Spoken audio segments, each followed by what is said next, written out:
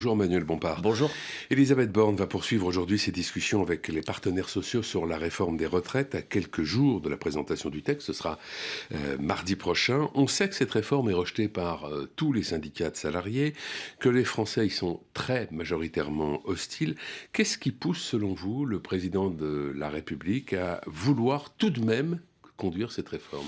C'est une bonne question, c'est assez incompréhensible. Vous l'avez dit, c'est un texte de loi qui est rejeté par une grande partie de la population, par les syndicats de salariés, qui est inutile, qui est pas obligatoire d'un point de vue économique. Le Conseil d'orientation des retraites, dans son rapport publié au mois de septembre, dit que les prévisions économiques ne rendent pas indispensable une réforme sur les retraites. Mais évoque tout de même des déficits pendant de longues années. Oui, enfin, Des déficits qui ne seraient pas nécessairement abyssaux, mais qui seraient voilà, des déficits. il dit que le régime a été excédentaire en 2022.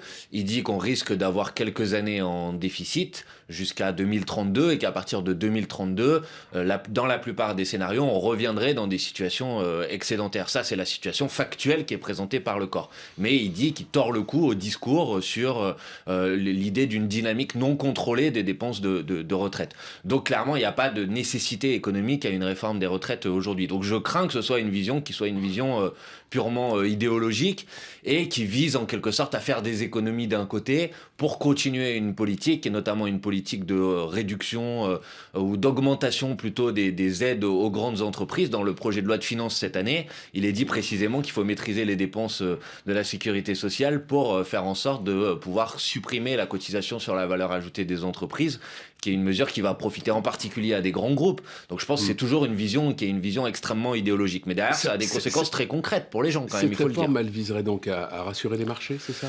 Rassurer les marchés, sans doute rassurer ou répondre aux demandes et aux exigences de la Commission européenne, qui, vous savez, chaque année publie une demande de réforme aux différents États membres de l'Union européenne. Et c'est une vision qui est une vision idéologique, c'est-à-dire dans l'idée d'Emmanuel Macron, il faut travailler toujours plus longtemps, malgré le fait que la productivité du travail a très fortement augmenté.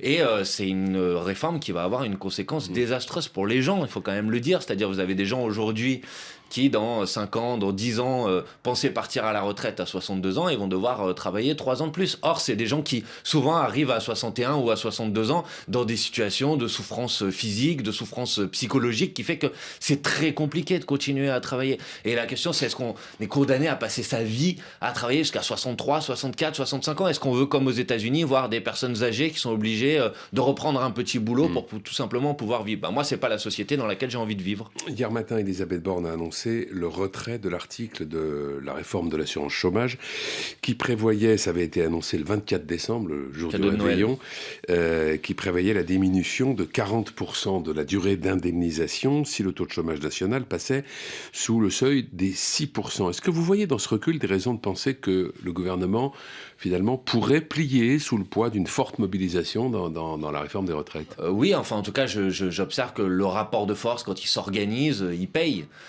Et donc, clairement, si on veut empêcher le gouvernement de réformer ou de reporter l'âge de départ à la retraite, il faudra qu'il y ait un rapport de force dans la société. Ça ne se passera pas seulement à l'Assemblée nationale. Et donc, il faut qu'il y ait des dates de mobilisation, qu'il y ait une mobilisation massive du pays. Les sondages disent que 20% des Français disent qu'ils sont prêts à participer à un mouvement social sur les retraites. Nous, on a mis une première date sur la table. Enfin, plus précisément, ce sont des organisations de jeunesse qui ont appelé à une marche le 21 janvier prochain à Paris. Et nous, la France Insoumise, nous soutenons cette initiative. Les syndicats disent qu'ils devraient se réunir au lendemain de la présentation de la réforme, donc mardi prochain, pour décider aussi peut-être d'initiatives de journée de grève ou de journée de manifestation. Je pense que voilà, maintenant il faut que toutes celles et ceux qui sont opposés à ce projet, et qui sont très nombreux, se mettent en mouvement, participent à ces initiatives, parce que si on fait rien, à la fin on n'aura plus que les yeux pour pleurer. Votre référence, c'est le mouvement de grève de 1995 contre la réforme d'Alain Juppé? Bah, c'est une des références. Effectivement, on avait à l'époque gagné, mais on peut évoquer la mobilisation contre le contrat première embauche, ou même encore la mobilisation dans le quinquennat précédent d'Emmanuel Macron contre la réforme des retraites, puisque la dernière fois, il a déjà essayé de passer en force sur la question des retraites, alors qu'il était déjà minoritaire dans la population, et finalement, il a échoué. Alors, il a échoué notamment parce que la crise sanitaire est arrivée à ce moment-là, mais aussi parce que la mobilisation s'était déployée et les avait empêchés d'aller aussi vite que ce qu'ils avaient imaginé. Donc, vous voyez, quand on se mobilise, on peut gagner. Et donc, je pense que c'est ce qui est à l'ordre du jour pour j'espère, des millions de salariés dans ce pays. Et je leur dis, on peut gagner si on est nombreuses et nombreux à se mettre en mouvement. En 95, vous aviez 9 ans. Oui, voilà. Vous n'étiez pas mobilisé à l'époque, j'imagine. Personnellement, non, mais c'est vrai que c'est une date dont tout le monde se rappelle, parce que je pense que ça a été un des derniers mouvements sociaux d'ampleur dans ce pays. Lors des débats à l'Assemblée, quelle va être l'attitude de la France insoumise? Est-ce que vous serez dans une opposition qui cherchera, tant que faire se peut, à être un peu constructive, ou est-ce que vous assumerez une obstruction? Non, mais on assumera une opposition qui est claire et résolue à ce texte de loi, pour une raison simple, c'est que nous, ce que nous proposons, c'est le retour à la retraite à 60 ans avec 40 annuités. Et aucune piste qui est proposée par le gouvernement va dans cette direction. On est sur l'allongement de l'âge de départ à la retraite et dans certaines hypothèses aussi sur l'allongement de la durée de cotisation. Donc clairement, il n'y a pas de compromis possible sur cette question. La seule, ce que nous demandons, ce que nous voulons obtenir, c'est le retrait de ce texte de loi. C'est que Emmanuel Macron recule, tout simplement.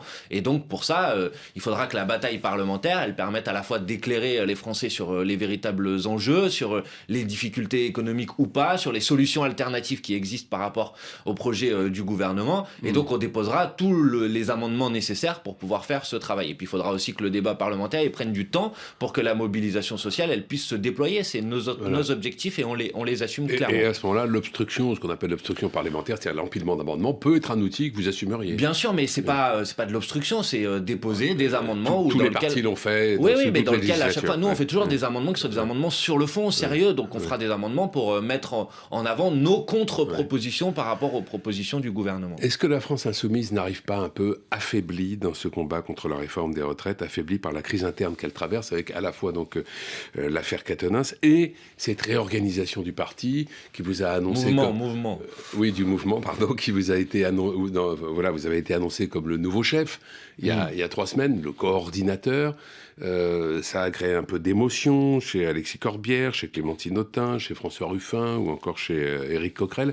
Est-ce que vous avez réussi à mettre les choses au clair avec tout le monde aujourd'hui ? Le travail est en cours, mais bon, votre question c'est est-ce qu'on arrive affaibli ? Moi je ne le crois pas, parce que je pense qu'il y a une opposition massive dans le pays à ce projet de loi sur les retraites et que les positions de la France insoumise sur ce sujet, elles sont connues. Mais moi je n'esquive pas votre question, je pense qu'on a une très grande responsabilité.